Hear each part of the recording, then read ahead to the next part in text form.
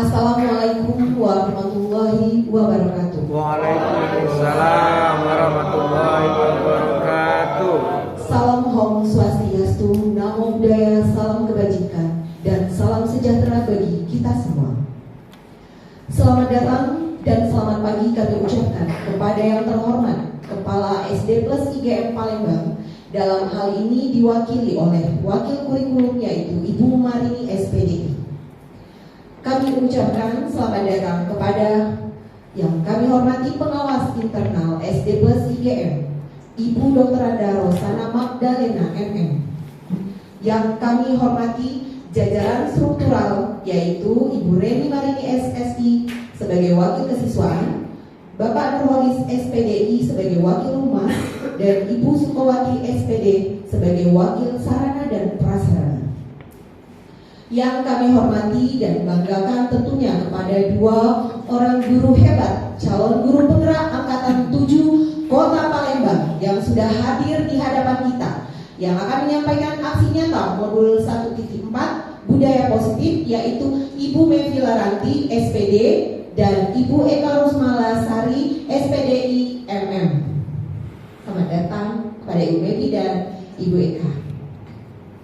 Serta tak lupa juga yang kami hormati dan banggakan kepada seluruh rekan hebat SD Plus IGM Palembang.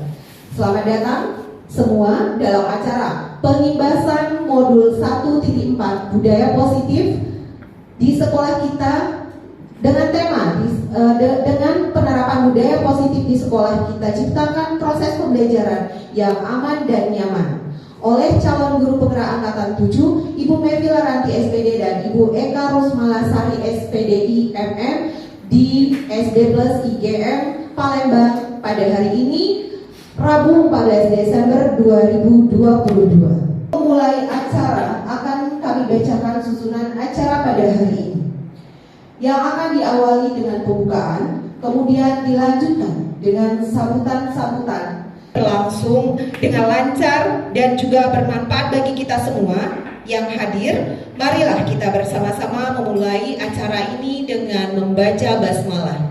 Bismillahirrahmanirrahim. Maaf ya, Wakil Kurikulum SD Plus IGM Palembang akan memberikan sambutan pada hari ini. Kepada Ibu Marini kami persilakan. Assalamualaikum warahmatullahi wabarakatuh. Waalaikumsalam warahmatullahi wabarakatuh. Salam sejahtera bagi kita semua. Yang saya hormati Ibu Dr. Anda Rosana Magdalena MM selaku pengawas internal kampus Burdian. Yang saya hormati Wakil Kepala Sekolah Bagian Humas, Wakil Kepala Sekolah Bagian Sapra, yang kami sayangi calon guru penggerak. Dalam ruangan ini sudah ada 3 orang, yang akan selesai Miss Marda, yang sedang berproses Miss Mevi dan Miss Eka, dan semua rekan guru yang paling saya sayangi semuanya. Bersyukur pada hari ini karena kesehatan kita dapat berkumpul atas berkat rahmat Allah, bersalawat kepada Rasulullah SAW yang dapat memberikan rahmat, dapat memberikan syafaatnya nanti.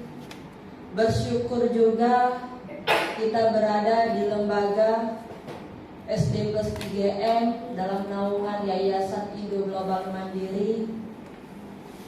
Saya mewakili kepala sekolah yang seyogianya hadir pada hari ini, namun mendapatkan undangan dari Dinas Kota Palembang, ingin menyampaikan pesan beliau bahwa kepada Miss Mevi dan Miss Eka serta Miss Marda yang telah menjalani proses calon guru penggerak, sekolah berharap besar di tangan kalianlah agent of change menggerakkan transformasi pendidikan di SD kita ini diharapkan dapat menjadi pemimpin pembelajar, menjadi inovator pendidik yang dapat menerapkan hal-hal positif dan menularkannya kepada semua pendidik di SD plus IGM.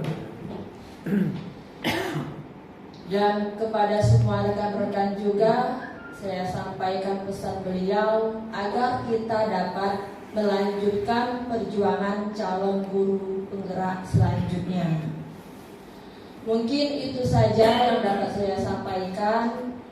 Saya ucapkan terima kasih kepada Miss Melvi dan Miss Eka yang telah mengimbaskan materi CGP-nya. Saya ucapkan juga terima kasih kepada Ibu Rosana Magdalena yang menyempatkan waktunya hadir pada hari ini. Saya ucapkan terima kasih juga kepada Miss Marda yang telah menjadi Master of Ceremony kita pada pagi hari ini. Dan kepada kawan-kawan semua yang bersedia menjadi audiensnya. Mohon maaf atas segala kekurangan dari pihak sekolah. Mohon diterima segala supportnya yang ada pada hari ini. Demikianlah. Assalamualaikum warahmatullahi wabarakatuh. Waalaikumsalam warahmatullahi wabarakatuh. Terima kasih kepada Ibu Marini yang sudah memberikan sambutannya. Selanjutnya saya persilahkan kepada pengawas internal kampus Berlian, yaitu Ibu Dr. Anda Rosana Magdalena MM untuk memberikan sambutannya dan sekaligus membuka acara kita pada hari ini. Kepada Ibu Rosana kami persilahkan. Terima kasih. Selamat pagi, salam sejahtera untuk kita semuanya. Yang terhormat Miss Marini yang mewakili Kepala Sekolah SD Presiden, yang terhormat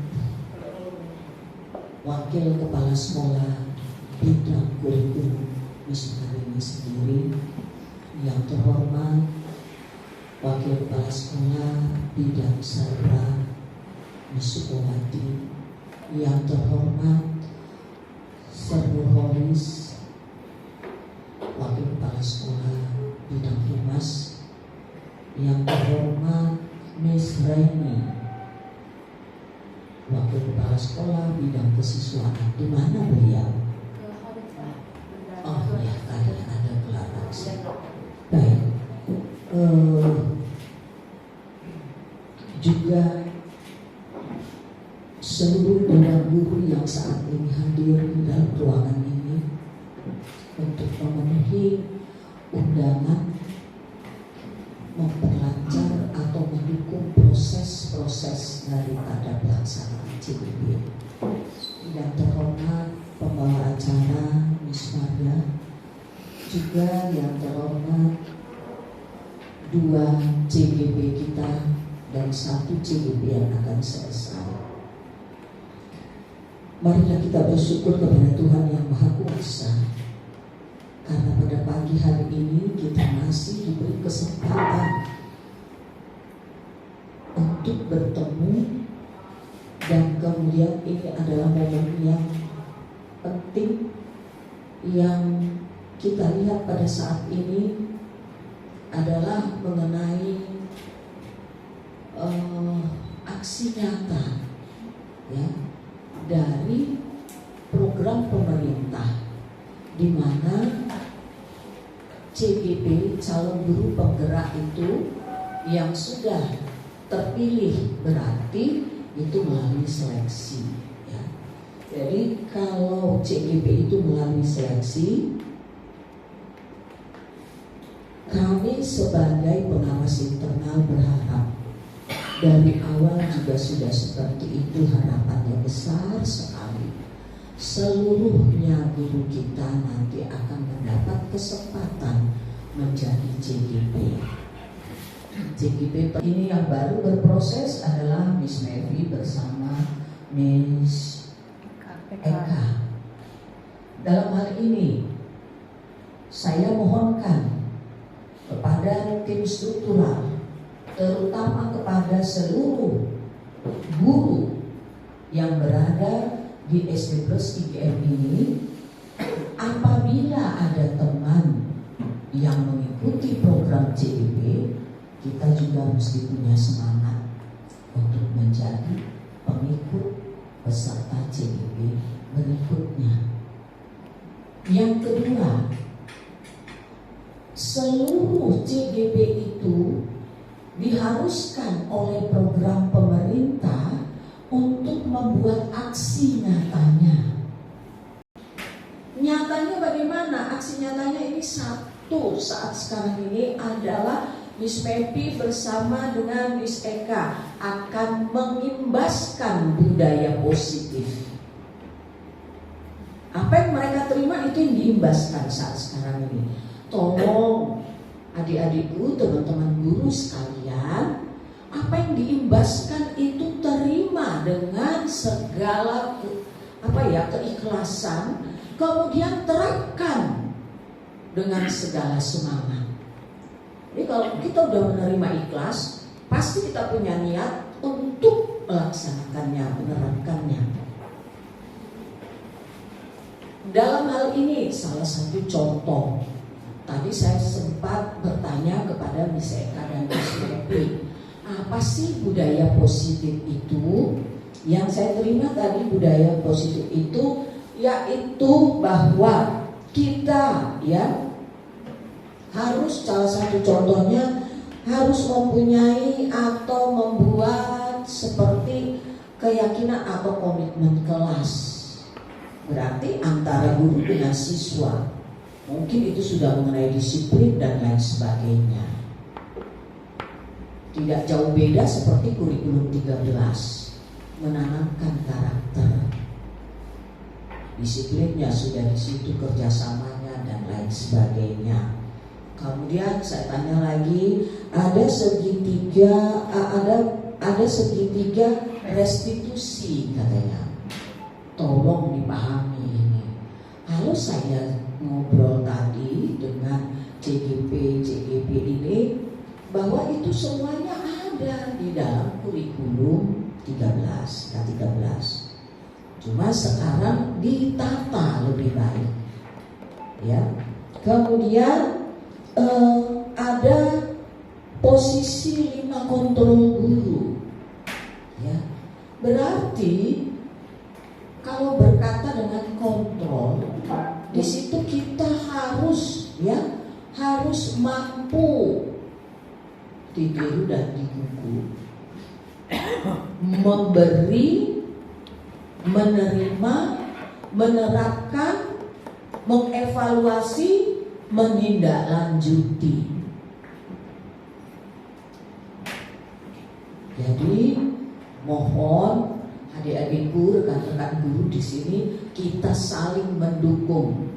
Budaya apa sih positif itu nanti tolong catat poin-poinnya.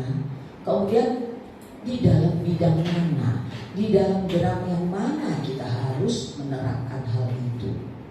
Jadi jangan nanti ada pikiran, wah orang mereka kok yang CGP. Tidak bisa. Harus kita dukung karena kita adalah bagian dari lembaga ini. Karena kita adalah guru di lembaga ini. Jangan ada prinsip pembiaran. Biarkanlah, itu tidak baik. Mulai dari diri sendiri dulu, ya. Memahami apa itu budaya positifnya nanti akan disampaikan oleh kedua narasumber kita di depan. Nah, yang terakhir, Ibu hanya mau menegaskan nanti selanjutnya di dalam prosesnya Miss Mepi dengan Miss Eka dan Miss Marda, tolong nanti dicatat bagian-bagian mana yang menjadi kendala, apa yang bisa saya bantu untuk penerapan daripada pengimbas semua materi dari CGP tolong dievaluasi. Kemudian guru juga boleh mengevaluasi, oh CGP itu begini, kurang ininya, kami mau minta ini, boleh enggak? Kita punya komunitas belajar di sini. Mereka ini nanti akan menjadi sumber informasi buat kita yang belum ikut CGP. Kalau saya pribadi tidak main kalah dengan orang lain, bukan ambisius ya, tapi saya nggak mau ketinggalan dengan orang lain. Orang lain itu bisa tampaknya bagus, bisa berhasil dengan nilai hampir 100. Saya kok 85, 80, jadilah. Jangan pulau asal-asalan. Sehingga apa yang dikatakan menjadi guru profesional itu dapat terlaksana. Kesimpulannya cuma satu. Mari kita berubah. Berani berubah. Mari kita terapkan perubahan-perubahan kurikulum, apalagi kurikulum merdeka yang saat sekarang ini. Semua sudah sangat simpel, saya lihat. Tidak ribet lagi. Pahami nanti semuanya, percaya pada saya bahwa istilah-istilah yang muncul itu adalah penegasan dari kurikulum-kurikulum sebelumnya. Setiap ganti menteri akan berganti kurikulum. Itu yang biasa dikatakan oleh publik. Tapi bukan itu. Setiap pemegang keputusan mempunyai kehendak, mempunyai rencana yang terbaik. Oleh sebab itu, kalau ada perubahan kurikulum, itu karena mau menuju perubahan-perubahan yang lebih baik lagi, yang lebih maju lagi. Lihatlah saat sekarang ini, tertinggal kita kalau nggak ikut medsos, tertinggal kita kalau nggak bisa IT, tertinggal kita kalau nggak begini, nggak cepat tertinggal. Jangan mau tertinggal. Saya yang tua seperti ini aja masih mau ikut, masih senang bergabung. Saya merasa hidup saya ini penuh semangat hidup saya ini masih penuh karena berada di tengah-tengah guru yang muda-muda. Saya merasa diri saya sama seperti Anda dulu, baru jadi PNS, waduh, menilai rapor, membuat rapor ini.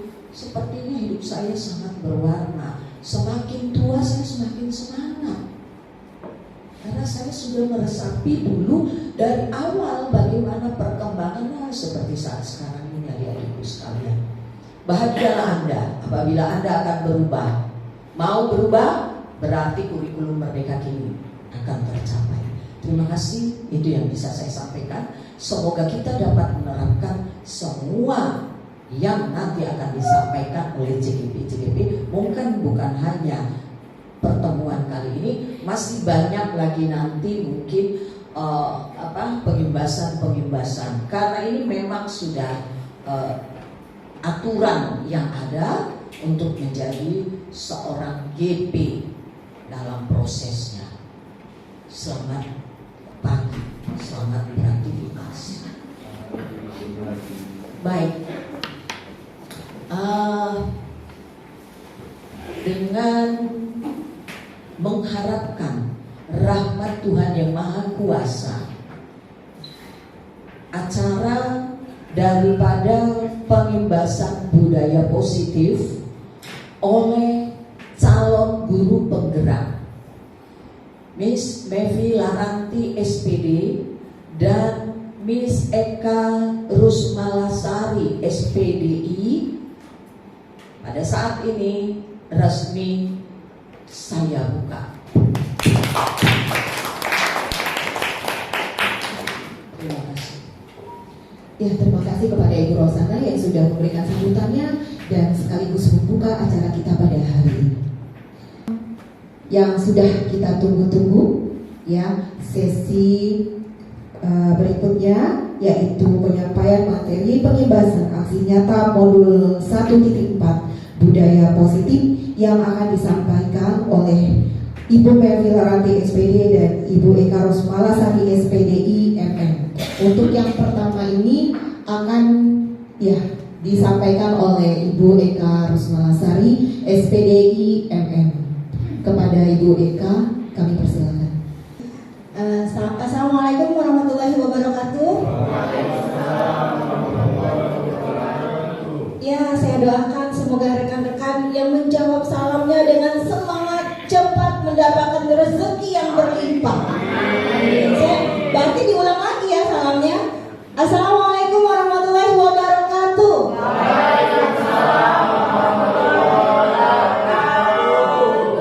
Insya Allah semuanya mendapatkan rezeki yang berlimpah ya. Oke, rekan-rekan semuanya jangan tegang, biasa saja. Termasuk kami berdua juga ya. Baik, sebelum memulai ada sebuah pantun. Iya, nanti boleh rekan-rekan teriak apa ya kalau biasanya pantun itu? Cakep. Oke. Jalan-jalan ke Ampera. Jangan lupa sambil bersukaria. Marilah kita pagi ini membuka diri kita untuk belajar dan berbagi bersama. Nah, rekan-rekan semuanya, kebetulan saya dan Miss Nevi dan juga Miss Barda itu sudah melewati masa, kalau kami berdua ini kurang lebih 2 bulan ya Miss Nevi ya. Kalau Miss Barda itu sudah 1 tahunan ya Miss Barda ya. Nah, itu sudah melewati proses belajar. Karena itulah dalam waktu kami belajar tersebut kami ingin berbagi kepada rekan-rekan. Nah, ini mungkin sesi kami yang berbagi yang pertama.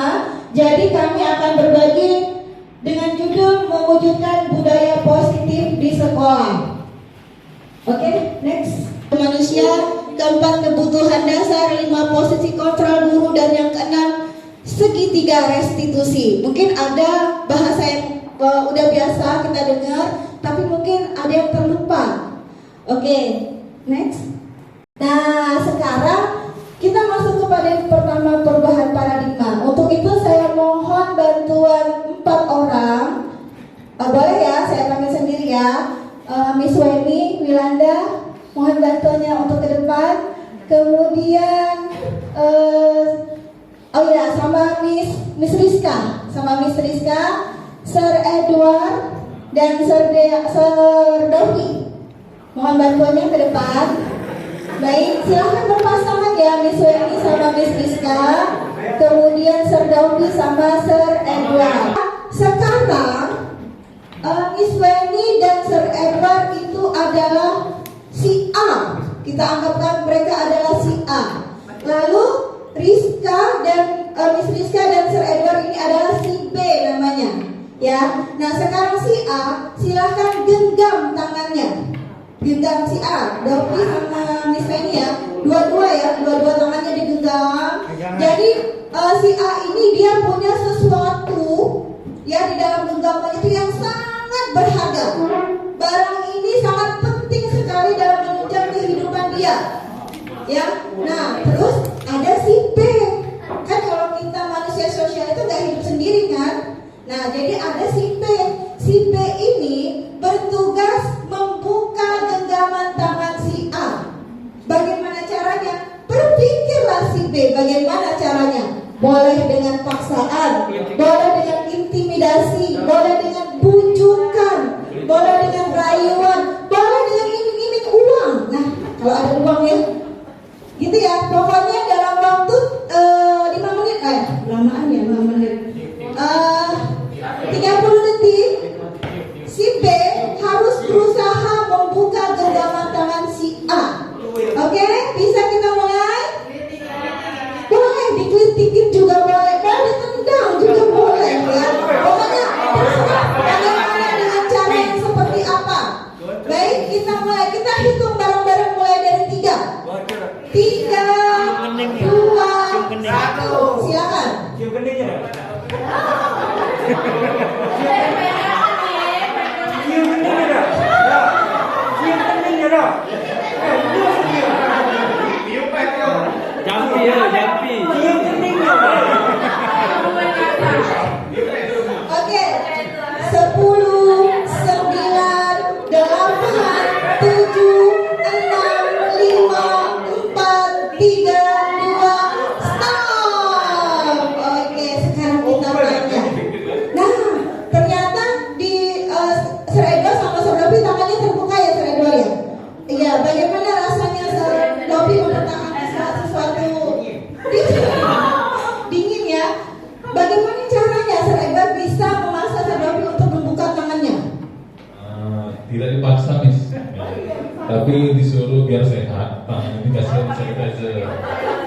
dia lucu tangan. Makso itu. Dia bisa dalam diri sendiri ya. Ya oke sih. Ya ada hadiahnya enggak? Kalau iya berarti ya. Dibujuk dengan rayuan. Oh berhasil kan ternyata ya. Yang penting berhasil ya Sir Edward ya. Iya benar. Bukan yang saya positif ya. Masih ambil dulu. Nah sekarang yang kedua Miss Rizka dan Miss Weni. Gak apa-apa ya saya kesini. Nah berhasil nggak Miss Rizka? Tidak. Tidak. Sudah dengan semua cara? Sudah. Boleh diberitahu dengan cara apa saja? Oke. Nah, sekarang Miss Weni. Silakan. Miss Weni, kenapa nggak mau membuka tangan? Alasannya kenapa tidak mau membuka genggaman tangan? Karena sesuai dengan pendirian. Wah, kasih aplaus dong. Kita yang depan. Jadi sesuai dengan pendirian ya, mempunyai sesuatu yang berharga ya. Oke, sudah dengan semua bujukan? Iya. Sudah dengan semua cara? Iya, sudah semua cara. Keras kepala gue. Dipaksa, dibujuk, masih gak bisa ya. Oke semuanya, terima kasih ya kepada rekan-rekan yang sudah bersedia untuk bermain debat. Silakan kepada Miss Weni, Miss Rizka, Sir Edward dan Sedova namanya. Silakan next. Jadi yang pertama, ilusi guru dapat mengontrol murid. Jadi si B itu kita ibaratkan seperti seorang guru. Ya, dia bagaimana caranya harus membuka tangan si murid. Si murid ini adalah si A. Dengan semua macam cara, ada yang dengan bujukan, ada yang dengan paksaan, ada yang dengan hukuman, ada yang dengan rayuan, bahkan mungkin juga dengan iming-iming. Bisa juga seperti itu. Nah, itulah ilusinya bahwa guru itu dapat mengontrol murid. Jadi kita berpikir bahwa kita ini guru bisa mengontrol murid. Itu paradigma yang tercipta di diri kita masing-masing. Kemudian yang kedua, ilusi bahwa semua penguatan positif, efektif dan bermanfaat. Itulah dengan bujukan tadi. Jadi kita berpikir, oh saya ini kalau memberikan ini kepada murid, mereka pasti mau membuka diri. Iya betul, bagi murid yang termakan bujukan. Tapi bagaimana dengan murid yang tidak termakan bujukan? Itulah seperti kejadian Miss Weni dan Miss Rizka tadi. Karena si murid punya pendirian sendiri, ya. Tapi kan dia takut guru ini loh, dilawan bahaya, nilai nggak naik kelas. Nah tetap aja ya. Nah itulah yang menjadi menjadi tantangan kita sebagai guru. Memang bujukan itu efektif memang, tapi dalam jangka waktu yang pendek. Tapi dalam jangka waktu yang panjang itu malah bisa berbahaya. Karena dia melaksanakannya dengan terpaksa, tidak dari diri dia gitu kan. Kemudian yang ketiga, ilusi bahwa kritik membuat orang merasa bersalah dapat menguatkan karakter. Mungkin si murid menurut, tapi dalam jangka waktu yang panjang itu sangat tidak efektif sekali. Dan yang terakhir, ilusi bahwa orang dewasa memiliki hak untuk memaksa. Nah, itulah kita sebagai guru, kita berpikir bahwa kita adalah orang dewasa. Kita berhak memaksa murid kita. Karena murid kita itu adalah anak-anak, apalagi kita adalah guru SD. Jadi, pokoknya anak-anak itu harus nurut saya. Kan mereka murid saya. Saya ini orang dewasa, mereka itu anak-anak. Padahal anak-anak sesuai dengan pemikiran Ki Hajar Dewantara, sekarang yang sedang digalakkan itu adalah sesuai dengan kodrat zaman dan kodrat alamnya. Anak-anak itu punya dunianya juga, punya keunikannya sendiri. Kalau anak-anak yang bisa dipaksa dengan bujukan, oke, bisa masuk dianya. Istilahnya apa ya kalau Miss Rizka sama Miss Vera, ya dia harus dengan misalnya dengan mendengar musik, dengan menonton ya, karena audiovisual. Itulah anak-anak kita zaman sekarang ya. Nah, dari permainan tadi kita harus merubah paradigma kita. Kita itu ingin menjadi guru yang seperti apa? Apakah kita ingin menciptakan diri kita itu sebagai guru yang selalu dengan bujukan, dengan paksaan, dengan hukuman? Oke, anak nurut, tapi bertahun-tahun berikutnya sama kita. Atau kita ingin menjadi guru itu yang diingat terus sepanjang masa. Yang seperti itulah yang nanti akan dibahas sama Miss Baby tentang 5 posisi kontrol guru. Oke, next. Disiplin positif dan motivasi. Jadi ada sebuah pernyataan dari Ki Hajar Dewantara, bunyinya, di mana ada kemerdekaan, disitulah harus ada disiplin yang kuat. Sungguh pun disiplin itu bersifat self-disiplin, yaitu kita sendiri yang mewajibkan kita dengan sekeras-kerasnya. Kita sendiri, bukan karena paksaan. Nah, itulah yang menjadi tantangan seorang guru. Oke, selanjutnya. Seseorang yang memiliki disiplin diri berarti mereka bisa bertanggung jawab terhadap apa yang dilakukannya, karena mereka mendasarkan tindakan mereka pada nilai-nilai kebajikan universal. Sebagai pendidik, tujuan kita adalah menciptakan anak-anak yang memiliki disiplin diri sehingga mereka bisa berperilaku dengan mengacu pada nilai-nilai kebajikan universal dan memiliki motivasi intrinsik bukan ekstrinsik. Jadi kalau nilai-nilai kebajikan universal itu kalau di kurikulum Merdeka itu sudah dirangkum ya di dalam penguatan profil Pancasila. Jadi ada 6: beriman, bertakwa kepada Tuhan Yang Maha Esa dan berakhlak mulia, bernalar kritis, mandiri, kreatif dan berkebinekaan. Satu lagi. Nah, nanti itu akan ada turunannya lagi. Jadi anak akan mandiri, anak akan toleransi, anak akan belajar menghargai, gitu kan? Oke, lanjut. Motivasi manusia itu, jadi manusia itu sebenarnya punya motivasi sendiri walaupun dia anak-anak. Pertama, menghindari ketidaknyamanan atau hukuman. Kedua, mendapat imbalan atau penghargaan dari orang lain. Tiga, menjadi orang yang mereka inginkan dan menghargai diri sendiri dengan nilai yang mereka percaya. Kalau yang pertama itu dia kalau dipencet satu mempertahankan diri. Gak ada orang yang mau dihukum, betul gak? Nah, jadi memang sudah menjadi motivasi mereka bagaimana menghindari ketidaknyamanan terhadap hukuman itu. Ada anak yang cuek-cuek, ayahnya boleh dihukum, gak tahu itu, gak tahu ya apakah itu masuk apa gak belajar, pokoknya saya jangan sampai dihukum. Nah, itu kan sudah menjadi motivasi mereka sendiri sebenarnya. Itu yang harus kita hindari karena itu bukan apa keyakinan. Lanjut.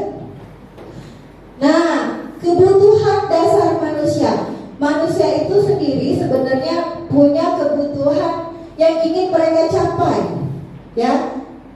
Pasti mereka inginkan, dan bagaimana caranya mereka mendapatkan mencapai dari kebutuhan dasarnya itu, yaitu ada 5: kasih sayang, bertahan hidup, kesenangan, kebebasan, dan penguasaan. Ada yang dia punya kebutuhan dasarnya, dia butuh kasih sayang. Dia akan melaksanakan bagaimana caranya biar dia bisa mendapatkan kebutuhannya tersebut. Misalnya, kalau anak kecil itu kan, pokoknya dia ya mungkin meluk-meluk, mepet-mepet gitu ya, karena dia membutuhkan kasih sayang. Lalu juga ada yang bertahan hidup, dia berkelahi berdua, dia nggak mau barangnya diambil, digocoknya. Nah, jangan bagaimana? Jadi itu sebenarnya sudah menjadi kebutuhan dia karena dia memang mau bertahan hidup.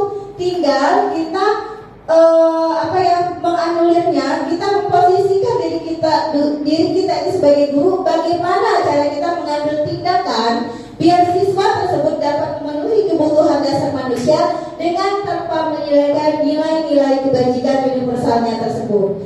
Nah, berkaitan dengan kebutuhan manusia untuk memenuhi kebajikan nilai universalnya itu akan dilanjutkan dengan Miss Menvi.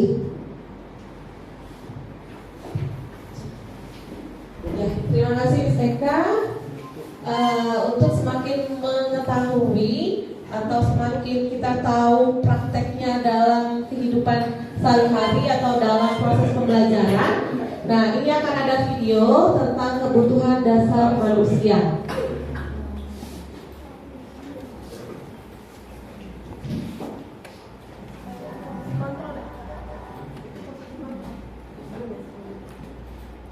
Posisi kontrol.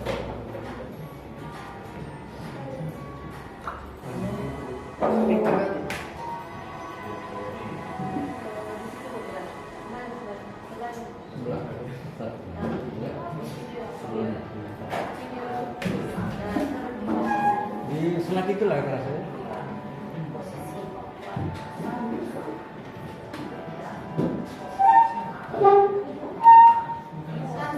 Di slide itu lah rasanya.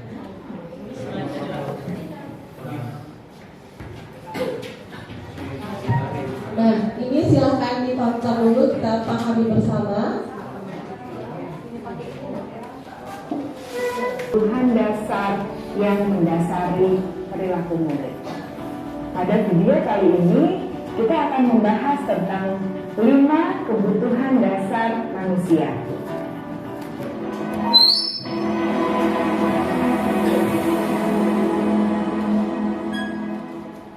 Ki Hajar Dewantara dalam salah satu kutipannya menyatakan, kita ambil contoh perbandingannya dengan hidup tumbuh-tumbuhan. Seorang petani dalam hakikatnya sama kewajibannya dengan seorang pendidik yang menanam padi misalnya. Hanya dapat menuntun tumbuhnya padi. Ia dapat memperbaiki kondisi Ya, tanah. ini filosofi dari Ki Hajar Dewantara Dan yang sekarang lagi masih booming, yang sekarang atau lagi jamur-jamur yang mengganggu hidup tanaman padi dan lain sebagainya.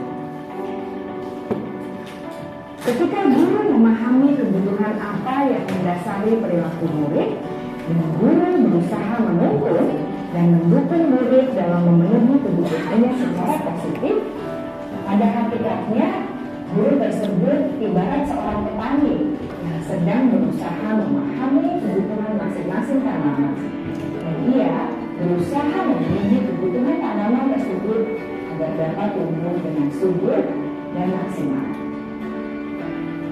Dr. William Glasser, seorang psikiater dari Amerika Serikat, menyatakan bahwa seluruh tindakan manusia memiliki tujuan tertentu, yaitu memenuhi kebutuhan dasarnya.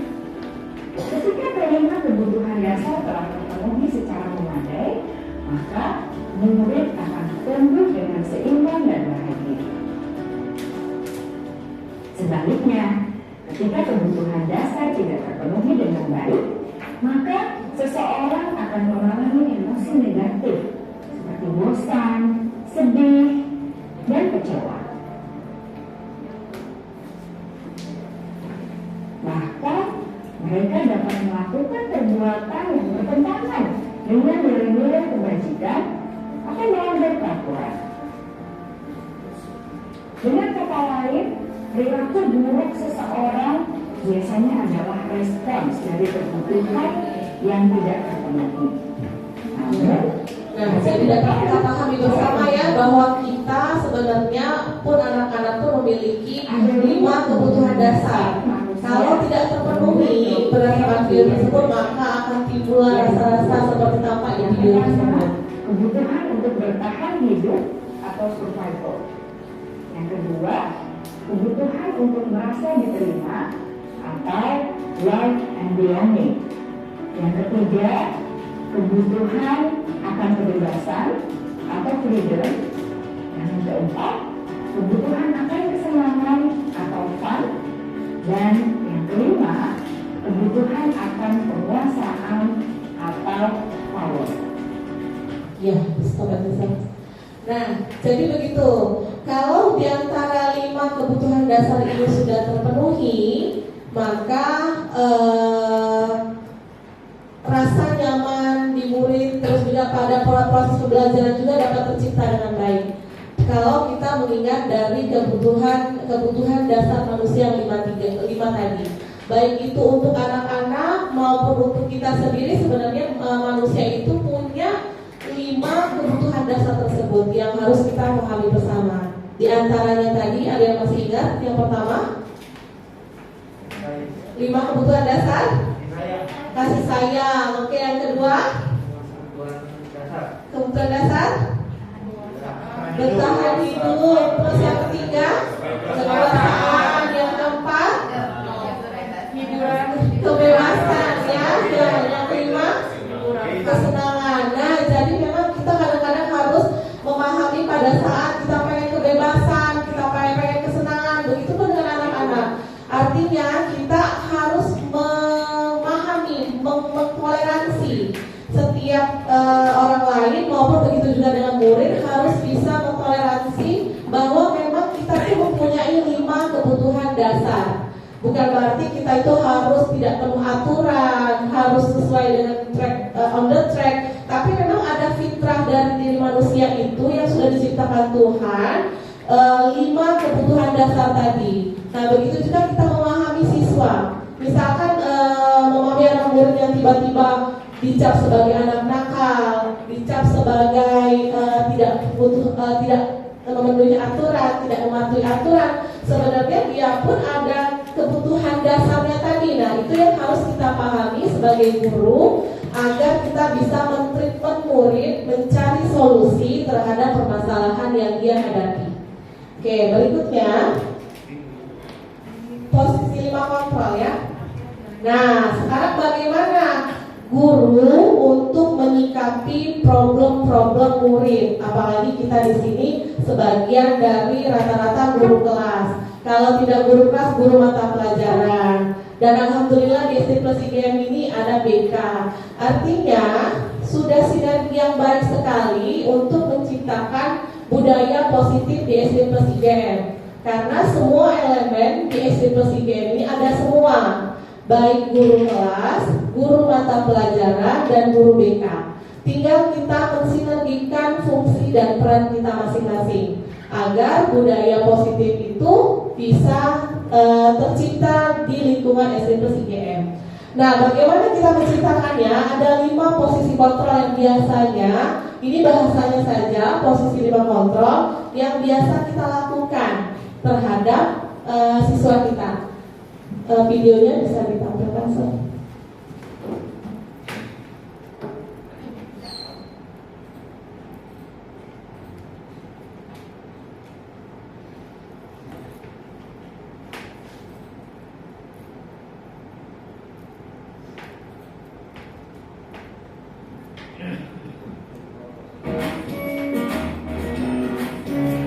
Nah, ini ada cara-cara menangani siswa dalam 5 posisi kontrol kita. Restitusi, salah satu program yang dikembangkan adalah 5 posisi kontrol. 5 posisi kontrol dalam restitusi adalah proses perjalanan seorang pendidik agar dapat mengenali dirinya. Pada video kali ini, kita akan membahas tentang 5 posisi kontrol yang dikembangkan oleh Diane Joseph dan contoh penerapannya.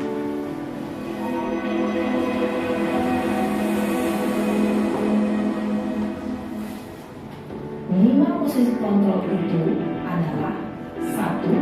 Posisi menghukum, 2. Posisi membuat merasa bersalah, 3. Posisi teman, 4. Posisi pemantau atau monitor, dan 5. Posisi manajer. Untuk lebih memahami kelima posisi tersebut, mari kita saksikan kasus Naren yang terlambat hadir 20 menit di sekolah dan melihat bagaimana kelima posisi kontrol dalam menghadapi masalah tersebut. Ya, posisi pertama posisi penghukum. Ini sering yang kita lakukan, termasuk diri saya sendiri mungkin ya.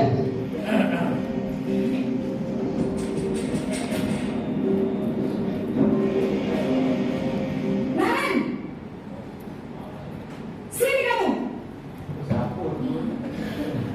Selamat pagi, Bu. Selalu terlambat. Kamu deh, pasti terlambat. Maaf, Bu. Saya Apa? Apa coba? Alasan kamu apa lagi? Kapan sih kamu tidak terlambat?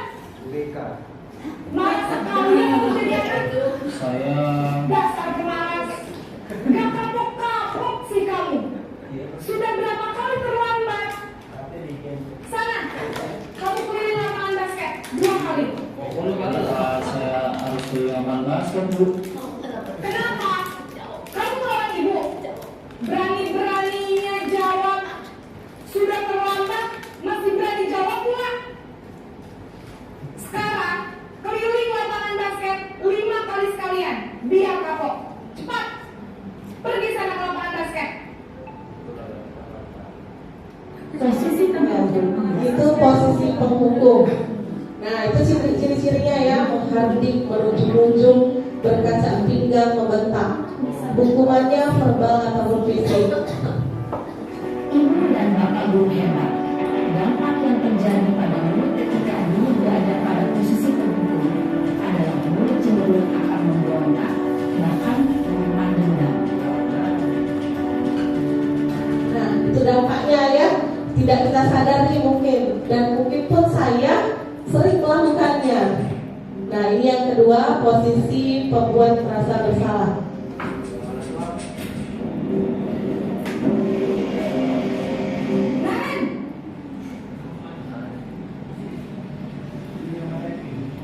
Selamat pagi, Bu.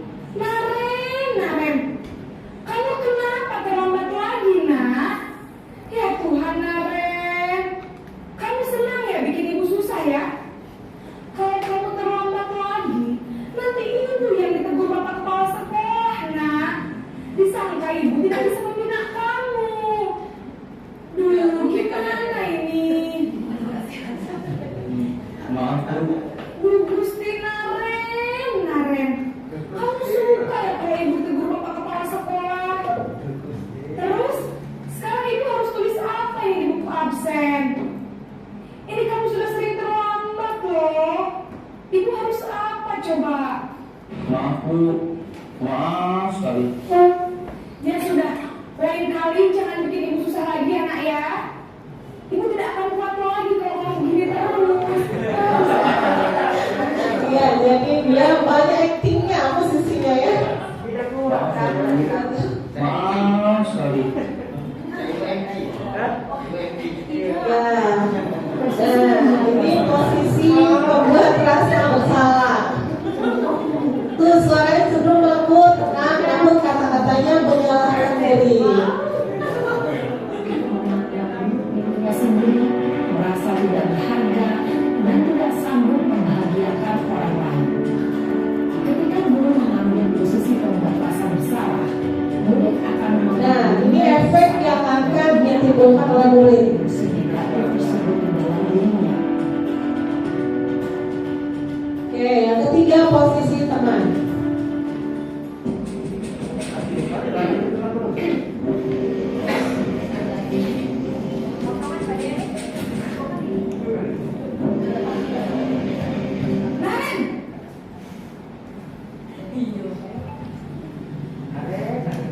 Selamat pagi, Bu.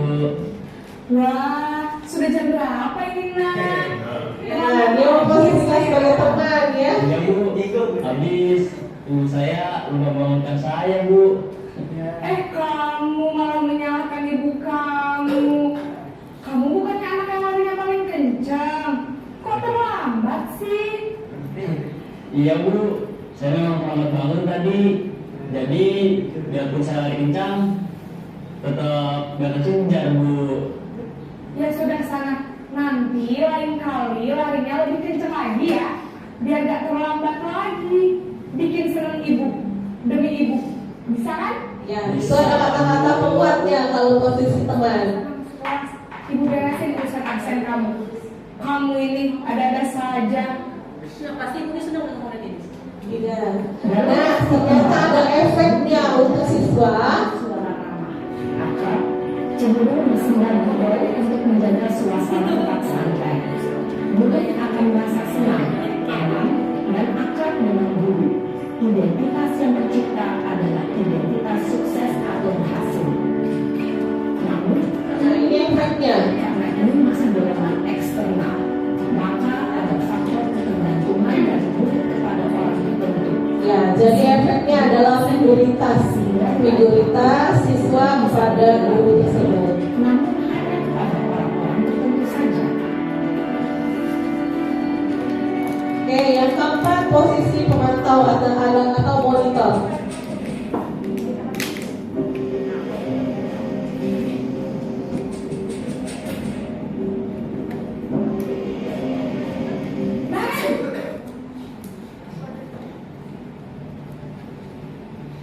Selamat pagi, Bu. Naren, apa peraturan sekolah kita tentang jam berapa kita harus masuk sekolah, nak? Kita harus di sekolah jam 7, Bu. Iya betul, sekarang sudah jam 7.20. Naren sudah tahu konsekuensinya jika terlambat hadir? Paham Bu, saya harus tinggal kelas pas jam istirahat selama 20 menit. Iya benar, konsekuensinya demikian. Jadi nanti jam 9.30 pas istirahat, kamu harus tinggal di kelas, kerjakan tugas tambahan untuk ketertinggalan kamu, ya? Baik Bu. Posisi pemantau mengandalkan penghitungan atau data untuk mengontrol murid. Ya, dia posisi pemantau ini pakai data, semuanya memakai data. Seorang pemantau menunjukkan bahasa tubuh dan ekspresi wajah yang datar dan cenderung formal.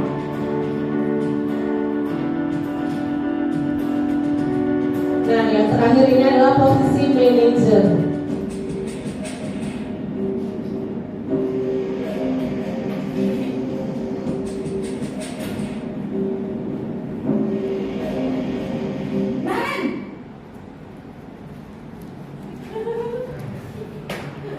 Selamat pagi Bu. Selamat pagi Naren. Maaf Bu, saya terlambat. Iya, sekolah masuknya jam 7, sekarang sudah jam 7.20. Jadi sekarang bagaimana ini Naren? Maaf Bu, saya lupa setel alarm saya semalam. Baiklah, menurut kamu, keyakinan sekolah yang mana yang perlu kamu tingkatkan? Menghargai diri sendiri dan orang lain mungkin ya Bu. Setuju. Jadi, apakah Naren meyakini prinsip saling menghormati tersebut? Iya Bu, saya meyakininya. Apakah Naren bersedia memperbaiki masalah keterlambatan ini? Bersedia Bu. Bagaimana kamu akan perbaiki masalah keterlambatan ini? Saya akan coba untuk tidak lupa menyetel alarm saya Bu. Baik, kalau Naren lupa menyetel alarm di rumah, ada orang yang kira-kira bisa bantu mengingatkan tidak? Ada Bu, kata saya, Kak Emma. Ada lagi selain Kak Emma? Selain Kak Emma, ada ibu saya. Baik, jadi yang mengingatkan Naren adalah Kak Emma dan ibu kamu ya? Kira-kira akan mulai alarm kapan nih Naren? Setelah pulang sekolah, akan segera saya lakukan. Baik, jadi Naren akan setel alarm untuk bangun besok pagi dan akan diingatkan oleh kakak dan ibunda Naren ya. Ada lagi yang mungkin perlu dilakukan Naren agar tidak terlambat bangun lagi? Tidak ada Bu. Baik Naren, terima kasih untuk kerjasama kamu. Sekarang kamu perlu kembali ke kelas untuk belajar. Baik Bu, terima kasih. Di stop saja. Nah, jadi itulah 5 posisi kontrol. Dari kelima posisi tadi, baik itu yang pertama, ada ingat apa? Penghukum. Yang kedua, membuat rasa bersalah. Yang ketiga, teman. Yang keempat, ya pemantau atau monitor. Dan yang kelima adalah manajer. Di antara 5 posisi kontrol itu kita yang mengontrol murid, berarti kita sebagai pelakunya. Di antara 5 tadi yang paling baik kira-kira siapakah di antara 5 tadi?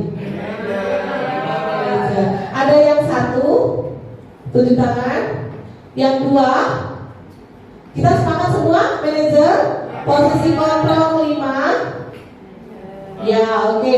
Kalau sudah posisi manajer, artinya posisi itulah yang paling ideal. Kenapa? Karena pada tayangan tersebut bisa disimpulkan tidak apa bedanya di antara masing-masing posisi kontrol tersebut, baik dari pembuat hukuman, yang kedua pembuat rasa bersalah, yang ketiga tadi apa yang ketiga? Teman, yang keempat itu monitor atau pemantau, dan yang kelima adalah manajer. Ada tidak pembeda di antara masing-masing posisi kontrol tersebut? Yang membedakannya apa? Sehingga kita menyimpulkan bahwa posisi manajer itulah yang paling ideal atau yang paling baik yang harus kita perankan terhadap siswa kita. Ada yang bisa? Bedanya? Oke, kalau sebagai penghukum lebih cenderung gimana tadi si guru tadi? Marah-marah. Oke, yang kedua, posisi kontrol yang kedua sebagai Pembuat rasa bersalah. Apa cirinya? Kalau dari video tadi, memelas, acting ya, jadi sehingga si anak tadi merasa bersalah dengan kata-katanya. Terus kalau yang ketiga, sebagai teman, posisi kontrol tersebut apa kira-kira yang spesifik yang membedakan dengan yang lain? Kalau lihat dari tayangan tadi, kalau untuk teman, bahwa dia si guru tadi memposisikan layaknya hubungan yang baik. Si guru lebih ke problem solvernya si anak tadi, tapi dalam hal melindungi kesalahan anak, dia yang center, bukan anak yang center. Kalau untuk teman. Nah, kalau yang keempat pemantau atau tadi monitor, dia selalu memakai data. Sifatnya agak menekan siswa. Dan yang kelima tadi adalah posisi kontrol, yang kelima adalah manajer. Ada ciri khasnya di posisi manajer itu, bahwa guru tersebut mengembalikan semuanya kepada keyakinan kelas. Seperti yang sudah disampaikan di SEKA tadi, maka di kurikulum Merdeka itu ada namanya kesepakatan kelas. Kesepakatan kelas akan menimbulkan keyakinan kelas. Nah, di keyakinan itulah yang semua dikembalikan kepada rule-nya atau kepada peraturan yang telah dibuat bersama. Dan si guru tadi nampak ya, tidak ada intervensi kepada siswa atau kamu harus gini ya, kamu harus gini, tidak ada. Tapi dari keinginan intrinsik atau keinginan dari dalam siswa tersebut, tapi digiring oleh guru. Nah, keterampilan seperti itulah yang akan kita pelajari dan akan kita terapkan bersama ke depannya terhadap penanganan kasus-kasus di sekolah kita. Mudah-mudahan dengan ilmu yang kami dapat ini dan kami imbaskan juga kepada semua guru-guru di SMP 3M dapat diterapkan posisi kontrol yang kelima, yaitu posisi sebagai manajer. Karena seperti yang kita ketahui bersama, dan seperti filosofis Gajah juga, bahwa didiklah anak sesuai dengan kodrat alam dan kodrat sangat, bahwa semua anak-anak sekarang sudah masuk era digitalisasi 4.0 atau 5.0. Oke, berikutnya bagaimana sekarang permasalahannya setelah kita mengetahui bahwa posisi manajer itulah yang paling baik cara kita menghadapi siswa, maka bagaimana cara berikutnya bukan mengintimidasi, menelaah siswa atau kita memperlakukan siswa tersebut. Nah, ini dengan menggunakan segitiga restitusi namanya. Segitiga restitusi. Nah, ini ada tayangan video bagaimana kita menerapkan posisi manajer itu dengan menggunakan segitiga restitusi.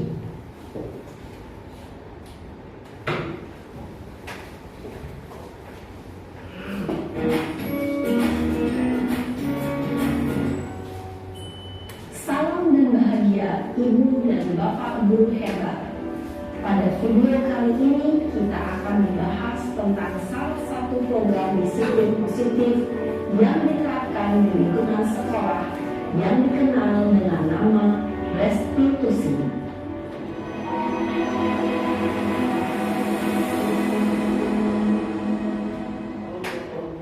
Restitusi dikembangkan oleh pakar pendidikan Diane Gosling, berlandaskan pada teori kontrol Dr. William Blaser. Segitiga restitusi adalah suatu proses dialog yang dijalankan oleh guru atau orang tua agar dapat menghasilkan murid yang mandiri dan bertanggung jawab. Pada saat guru di posisi manajer, aspek yang dikembangkan pada murid adalah motivasi.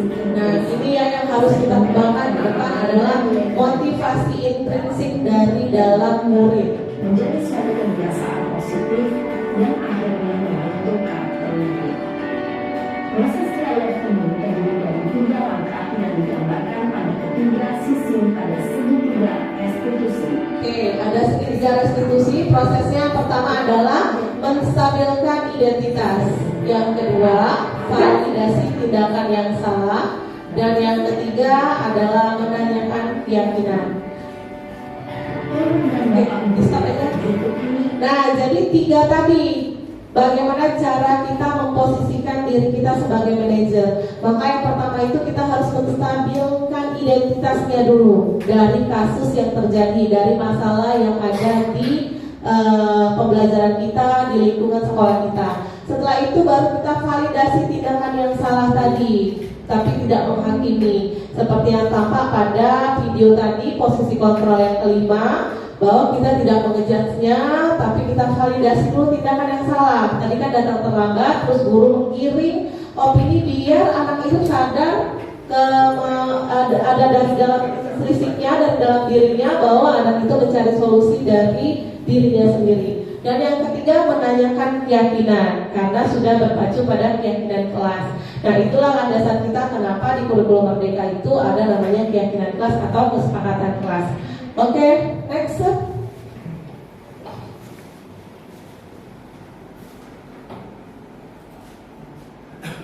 Oke, nah sekarang kasusnya. Ini silakan berliterasi. Kasusnya adalah Sabrina hari itu bangun terlambat dan terburu-buru sampai di sekolah. Dia pun akhirnya sampai di gerbang sekolah, tapi baru menyadari kalau tidak menggunakan sepatu hitam seperti tertera di peraturan sekolah. Di depan pintu kelas, Bapak Lukman memperhatikan sepatu Sabrina yang berwarna coklat.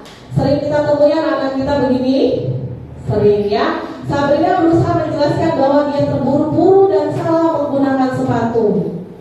Pak Lukman menanyakan Sabrina, apa peraturan sekolah tentang seragam warna sepatu? Sabrina menjawab sudah mengetahui sepatu harus berwarna hitam. Sama kayak kita misalkan menegur siswa dalam kelas, nah tidak pakai sepatu hitam. Sudah tahu peraturannya, pakai sepatu apa? Dijawab anak kan? Hitam miss, kata anak kan? Nah seperti itulah juga. Namun terburu-buru dan salah mengenakan sepatu rasanya.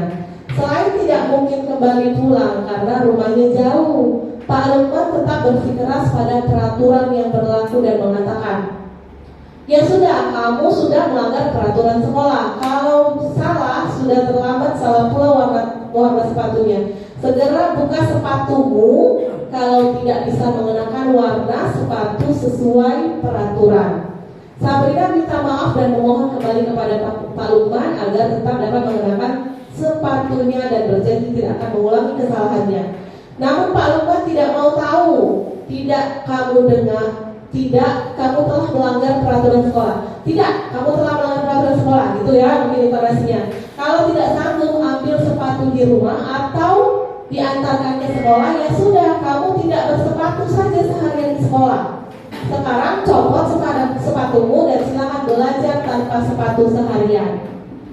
Sehingga Sabrina pun dengan berat hati mencopot sepatunya dan memberikannya kepada Pak Lukman. Seharian dia tidak berani berkeliling sekolah karena malu dan lebih banyak berdiam diri di dalam kelas. Oke, nah ini kasus yang biasanya kita temui di lingkungan sekolah kita, di lingkungan pembelajaran kita, di area pendidik kita. Nah, berikutnya pertanyaannya, dalam kasus di atas, sikap posisi apakah yang diambil oleh Pak Lukman? Kalau dari literasi kasus tersebut, kita bisa menyimpulkan ya, kira-kira posisi apakah yang diambil oleh Pak Lukman dari 5 posisi kontrol? Sebagai apa? Penghukum. Oke. Berikutnya, bila Pak Lukman mengambil posisi seorang manajer, apa yang akan dikatakan pertanyaan-pertanyaan seperti apa yang akan diajukan ke Sabrina? Nah, kalau kita sudah sepakat bahwa di antara 5 posisi kontrol tersebut, yang paling baik adalah posisi manajer. Kalau seandainya Pak Lukman tadi memposisikan sebagai manajer, kira-kira pertanyaan yang harus dia sampaikan seperti kasus tadi atau tidak? Iya atau tidak? Tidak ya? Nah, kira-kira apa pertanyaannya seharusnya yang dia sampaikan? Bukan lepas sepatumu atau nggak usah belajar dalam kelas. Kalau nggak bisa ada sepatu itu di hari ini, gitu kira-kira ya. Nah, harusnya apa kira-kira pertanyaannya kalau seandainya kita menempatkan diri sebagai manajer? Ada yang bisa? Roni? Menanyakan aturan. Menanyakan? Aturan menggunakan sepatu apa? Iya, kira-kira kalau misalkan Roni di posisi itu sebagai Pak Lukman terhadap anak dirinya kayak mana pertanyaannya? Oke, good ya. Beri tepuk tangan untuk Roni. Nah, jadi begitu ya, dengan intonasi yang baik dan menanyakan bagaimana peraturan di sekolah kita. Oke, berikutnya, bagaimana Anda menyikapi langkah yang diambil Pak Lukman mengenai kasus tersebut? Bagaimana Anda menyikapi langkahnya? Harusnya gimana sih Pak Lukman itu? Bersikap seperti itu atau tidak? Tentu tidak ya. Nah, nilai kebajikan apa yang ingin dituju oleh peraturan harus keluarga kita? Sebenarnya ada nilai kebajikan yang dituju dari kasus tersebut. Tetapi tinggal kita memaknainya. Sebenarnya ada yang dituju apa kira-kira? Kebajikan yang dituju dari kasus tersebut. Nilai kebaikannya disiplin. Tapi terkadang cara kita yang salah. Nah, mulai dari sekarang membuka paradigma kita semua bahwa di antara 5 posisi kontrol tersebut, mulai sekarang kita sama-sama memulai dari diri kita sendiri dan akan berimpact juga kepada lingkungan kita dan kepada anak didik kita bahwa kita harus memposisikan sebagai manajer. Oke, sepakat? Sepakat, ya. Nah, ini beberapa budaya positif yang telah dilakukan. Sebagai bentuk tanggung jawab kami CGP di SD plus 3R. Jadi ini ada beberapa contoh yang sudah kami lakukan, yaitu membuat kesepakatan kelas. Dan saya yakin juga dari kelas 1 sampai kelas 6 sudah membuat semua. Jadi bukan hanya ditempel saja di dinding-dinding kelas, tapi itu akan ada gunanya ketika kita menempatkan diri kita sebagai manajer tadi. Maka harus diingatkan kembali ke anak-anak itu. Nah, terus budaya positif lainnya yaitu adalah kejujuran dan integritas, inovasi dan keberlanjutan. Itu salah satu yang sudah kami lakukan di SD plus 3M. Dan mudah-mudahan juga teman-teman semua, rekan-rekan semua dapat bersama, bersinergi bersama, membuka paradigma baru akan pola pembelajaran yang sedang terkini. Nah, itu ada quotes. Mari kita belajar bersama untuk menerapkan konsep ini, dimulai dari diri kita sendiri, sehingga berdampak pada anak didik kita, rekan sejawat kita, komunitas sekolah kita, bahkan bangsa dan negara, sehingga budaya positif dapat tercipta di lingkungan kita. Oke, terima kasih untuk pertemuannya hari ini. Wassalamualaikum warahmatullahi wabarakatuh.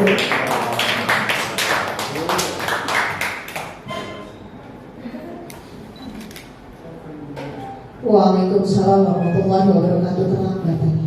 Nyalain mic-nya, maaf ya misalnya.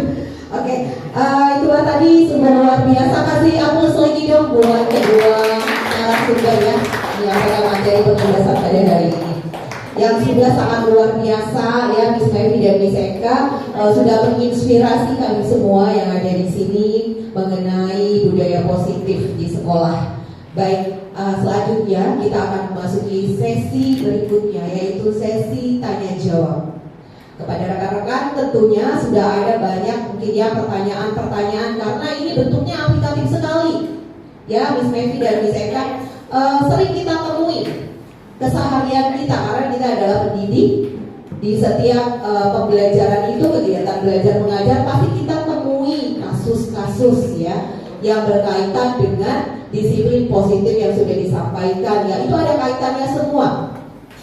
Dari disiplin positif yang berkaitan dengan kesepakatan kelas atau keyakinan kelas yang dari kesepakatan kelas akan menjadi keyakinan kelas. Sebuah kesepakatan bersama itu akan diyakini bersama. Dengan keyakinan kelas itu semakin kokoh maka akan menjadi budaya. Nah, tentunya tidak semudah itu. Pasti akan ada kasus-kasus ya yang terjadi. Mungkin rekan-rekan semua di sini sudah mulai ingat nih, oh aku punya kasus nih seperti itu. Ya, bagaimana nih menyelesaikan dikaitkan dengan segitiga restitusi ya keyakinan kelas yang kita buat bersama dengan murid kita seperti itu. Kita buka untuk pertama sesi tanya jawab ini 3 pertanyaan kepada rekan-rekan, kami persilakan. Oke, Miss Vera. Oke, assalamualaikum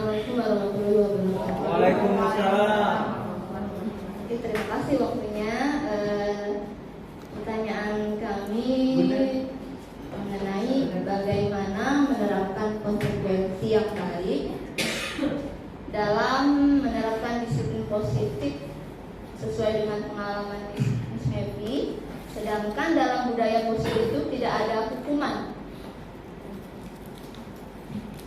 Kemudian dalam sambungannya dengan segitiga restitusi restitusi itu pengalaman Miss Mevi sendiri bisa nggak dibagi ke kita yang memposisikan sebagai manajer tersebut?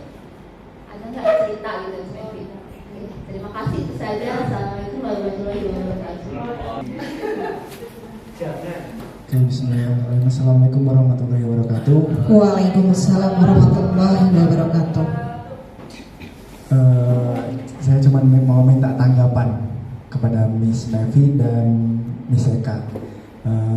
Untuk di kelas itu peraturannya di kelas 3D khususnya, itu ketika ada siswa yang terlambat itu saya toleransi keterlambatan itu hanya 5 menit. Di atas 5 menit itu saya hukum suruh berdiri di depan untuk menghafalkan perkalian. Nah, itu dan hafalan itu saya sesuaikan dengan kemampuan anak tersebut.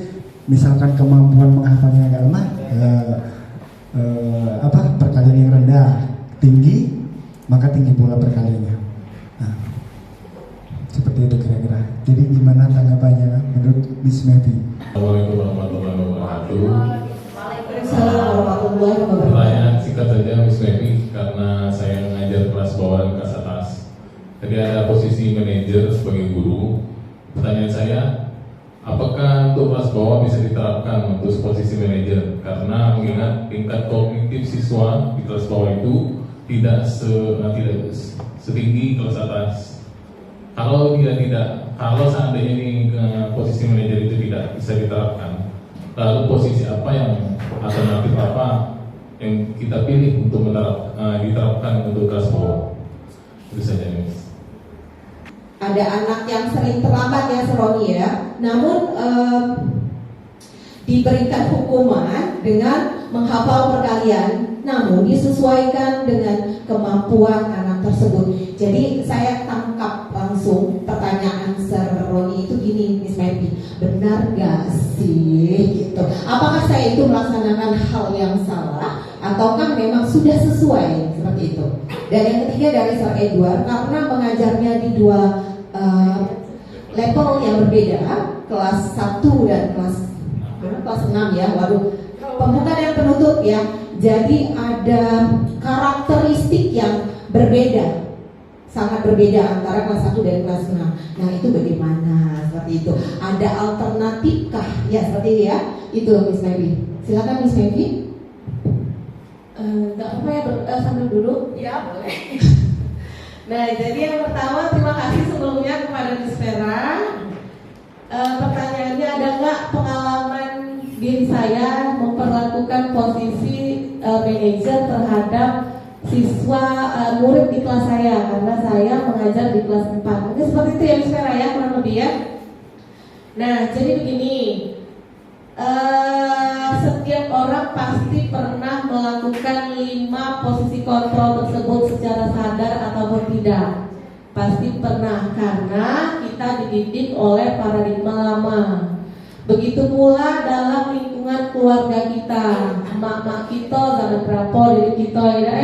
Nah sudah itu belum lagi di lingkungan kerja, di lingkungan sosial kita. Sehingga Kemendikbudristek ini kan baru meluncurkan program guru penggerak ini, baru ini kalau misalnya kami angkatan 7 baru setelah pandemi melihat konteks yang ada di Indonesia. Nah saya pun secara jujur harus mengatakan bahwa saya juga baru dapat ilmunya setelah saya mengikuti program guru penggerak. Oleh karena itu akan saya imbaskan juga kepada teman-teman rekan kerja sekalian, bahwa pada saat saya mendapat ilmu itu juga saya merefleksi diri saya gitu kan, mengevaluasi. Nah salah, aku galak juga posisi penghukum itu. Nah bahasa kita tuh ya, bahasa Palembang. Terus nah aku juga galak posisi buat bersalah. Dan ternyata tidak baik. Nah sekarang dimulai dari diri saya, dan saya mengajak juga kepada rekan-rekan untuk sama-sama belajar menerapkan. Nah, jadi kalau misalkan kasus pengalaman pribadi belum ada, karena masih juga yang saya pahami dari terhitung sampai sekarang dapat ilmunya masih menerapkan paradigma yang lama.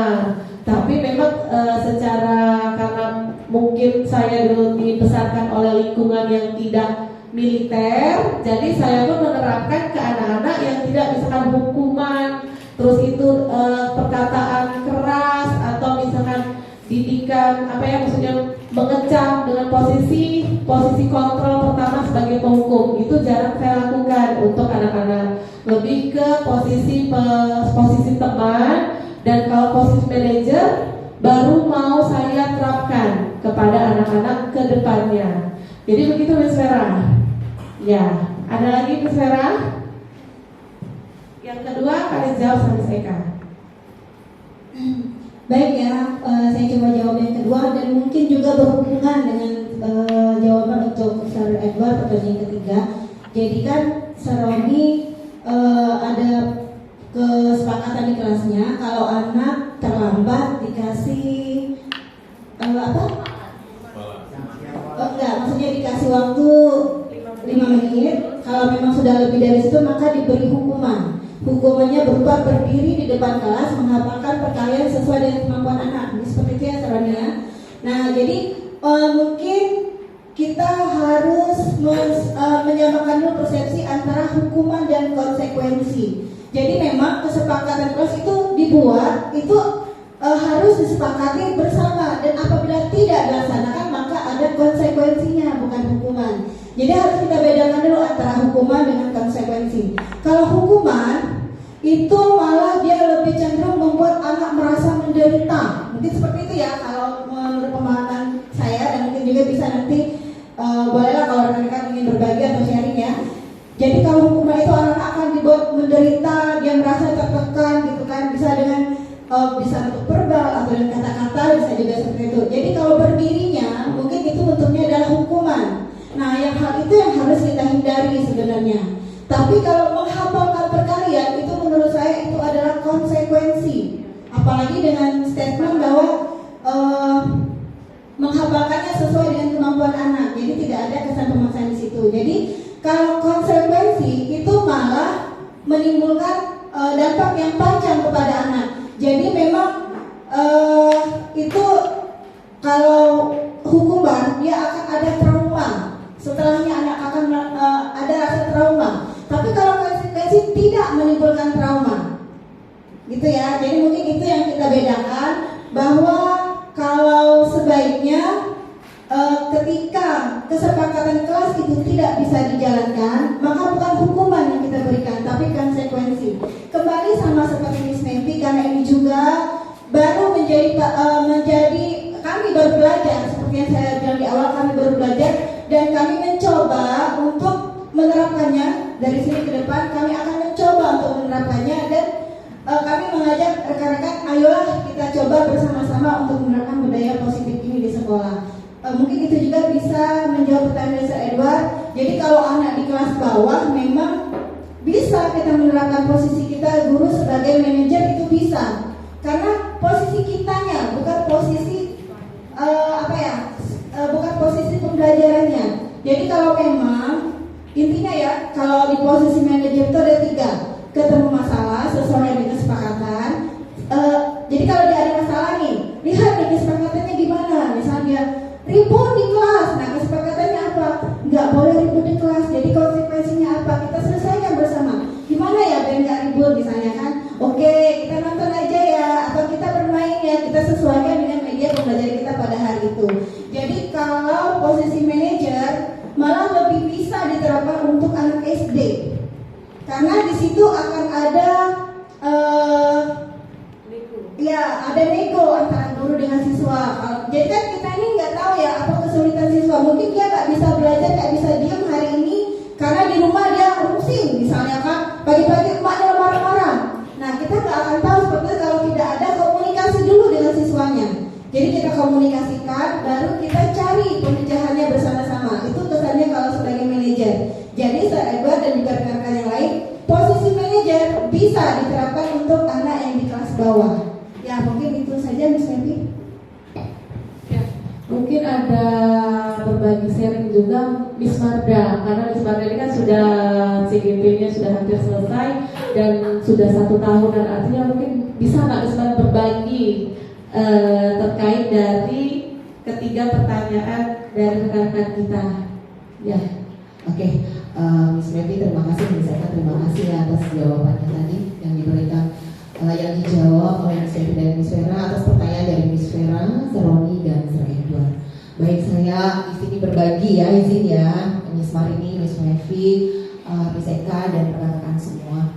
Untuk kita mulai dari, saya tertarik dari Seroni dulu, pertanyaan Seroni. Jadi Seroni tadi antara penegasan nih, benar nggak sih yang aku lakuin gitu, antara hukuman atau konsekuensi sih yang aku lakuin. Yang perlu kita ingat kembali seperti itu, konsekuensi itu harus satu jalur dengan kesalahan yang tanda kutip ya, kesalahan yang anak lakukan sebenarnya harus sejalan. Misalnya dia terlambat, kita hukum lari, itu kan tidak sejalan. Anak terlambat kita hukum perkalian, kita sudah yakin apa belum tidak meninggalkan trauma terhadap anak-anak tersebut. Kita balik lagi, ada segitiga restitusi itu. Tahapan segitiga restitusi itulah yang kita akan terapkan seperti itu. Yang pertama apa Miss Mevi tadi? Saya agak lupa. Menstabilkan ya, identitas. menstabilkan identitasnya. Kita tanya tuh.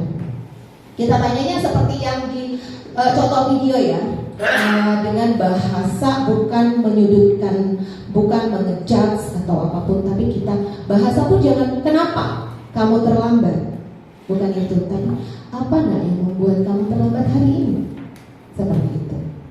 Bahasa apa dan mengapa itu juga sudah sangat berbeda.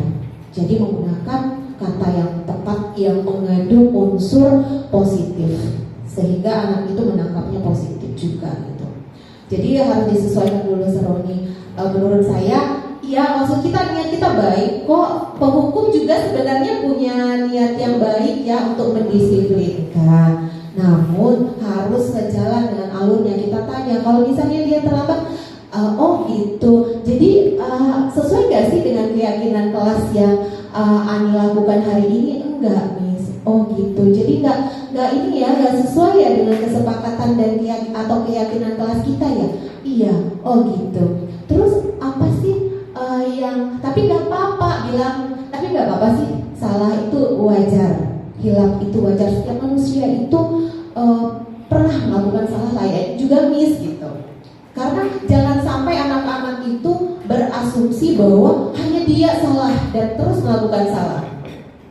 Ada kesempatan untuk melakukan memperbaiki kesalahannya seperti itu. Kemudian setelah kita tanyakan kesalahannya dia sudah tahu, kemudian kita kembalikan validasi dengan kesepakatan kelas kita kan, baru nanti kita kasih tahu apa sih nak kira-kira yang bisa kamu lakukan biar kamu tidak bangun telat lagi gitu. Kita tawarkan dulu, melatih juga ide-ide kreatif mereka gitu. Kita yang mengarahkan, tapi bukan kita yang memberikan solusi.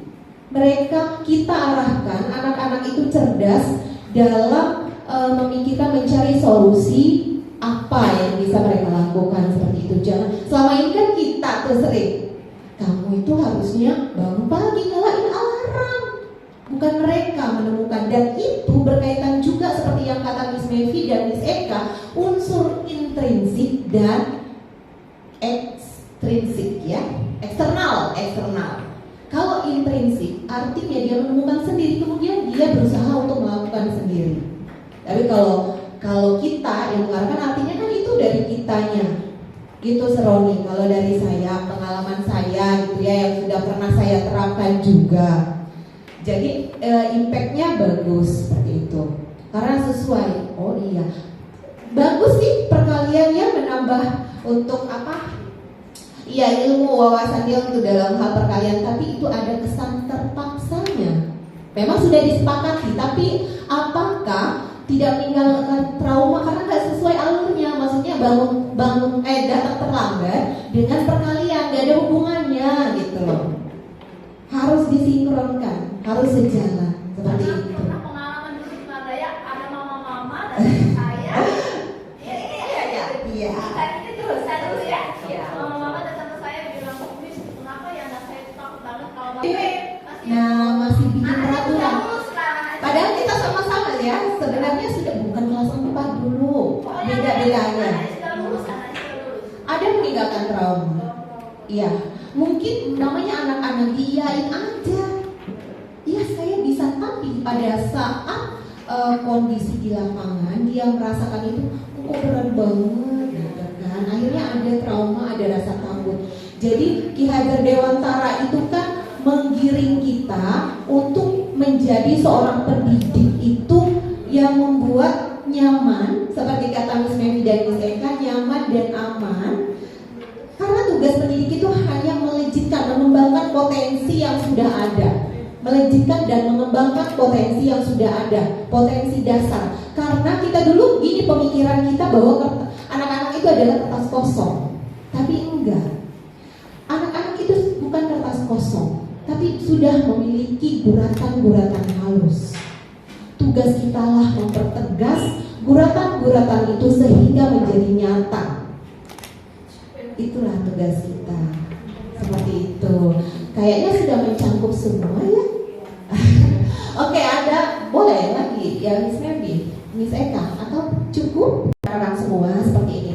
Jadi ini adalah hal yang baru ya, kita sama-sama belajar.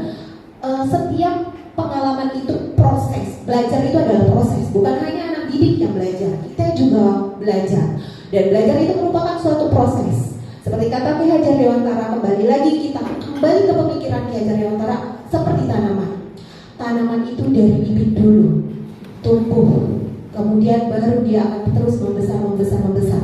Itu pun kalau tidak ada faktor X. Kalau ada faktor X itu yang akan kita selesaikan juga bagaimana caranya.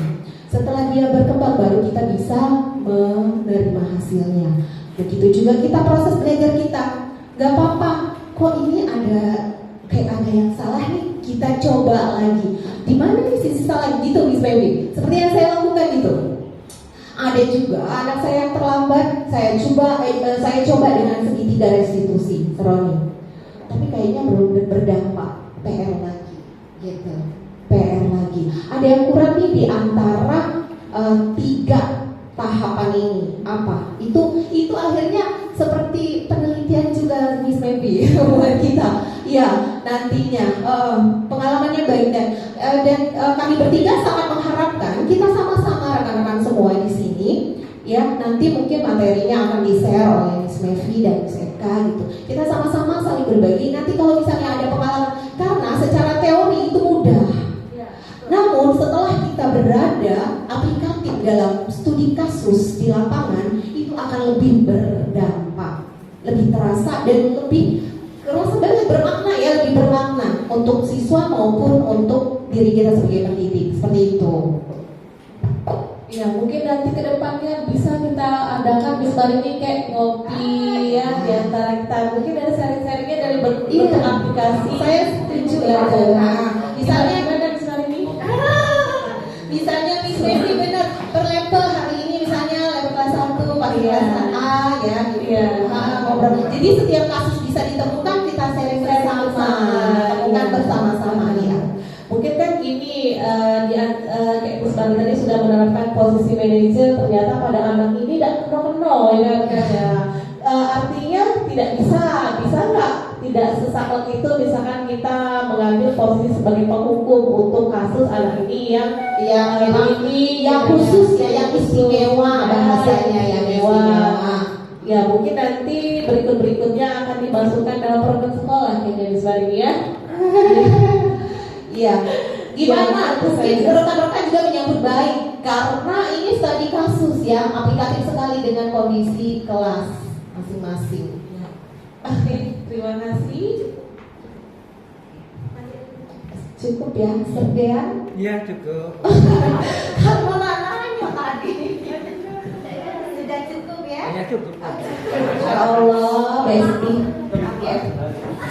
Baik, itulah tadi ya sesi tanya jawab yang sudah kita lakukan bersama, Masya Allah. Ya, senang sekali tanggapan positif dari rekan-rekan semua terhadap apa yang sudah disampaikan, diimbaskan oleh rekan hebat kita, dua rekan hebat kita, calon guru penggerak angkatan 7 Kota Palembang, yaitu Miss Mevi dan Miss Eka. Terima kasih sekali lagi, Masya Allah, ini menginspirasi sekali untuk kami semua. Nah, kita lanjutkan untuk sesi berikutnya, yaitu sesi penutup yang akan ditutup dengan doa. Kepada Sir Andi kami persilakan. Silakan Ustaz Andi, pimpin doanya. Ya, saya. Baiklah, Bapak Ibu guru yang kami muliakan, siapa kita mengangkat kedua belah tangan kita, karena kita belajar kepada Allah Subhanahu Wa Taala, agar kiranya dapat diijabah oleh Allah Subhanahu Wa Taala. A'udzubillahi minasyaitonir rajim. Bismillahirrahmanirrahim. Alhamdulillahirabbil alamin. Hamdan yuafi ni'amahu kafa mazidah. Ya Rabbana lakal hamdu kama yanbaghi li jalali wajhikal karim wa 'azimi sultanik. Allahumma shalli wa sallim ala sayyidina Muhammadin tibbil qulubi wa dawaiha wa nuril absari wa diya'iha wa 'afidil abadan wa shifaiha wa ala alihi wa sahbihi wa sallim. Allahumma jama'ana hadza jam'an marhuma wa taqabbal minna tafarruqan ma'suma. Allahumma inna nas'aluka al-huda wat tuqa wal afa wal ghina. Allahumma ya Allah ya Tuhan kami, dengan segala keyakinan dan kekhusyukan hati kami mengharapkan kepada-Mu ya Allah, agar Engkau jadikan pertemuan kami ini pertemuan yang Engkau rahmati. Dan jadikanlah pula perpisahan kami nantinya perpisahan yang Engkau berkahi. Allahumma ya Allah ya Tuhan kami, jadikan pula apa yang kami dapatkan dalam pembiasan penerapan budaya positif ini akan menjadikan ilmu pengetahuan yang bermanfaat bagi kami. Guna kami aplikasikan, kami terapkan kepada anak didik kami ya Allah ya Arhamar Rahimin. Rabbana atina fid dunya hasanah wa fil akhirati hasanah wa azabannar. Wa salli wa sallim ala jami'il anbiya wal mursalin walhamdulillahi rabbil alamin. Taqabbalallahu minkum. Kepada Ustaz Andi, terima kasih ya. Baik rekan-rekan semua, dengan berakhirnya pembacaan doa tadi, berakhir juga acara pada hari ini. Terima kasih segala perhatiannya. Mohon maaf apabila ada kesalahan. Saya Marda Haryani undur diri. Terima kasih, sampai jumpa di next ya pertemuan selanjutnya.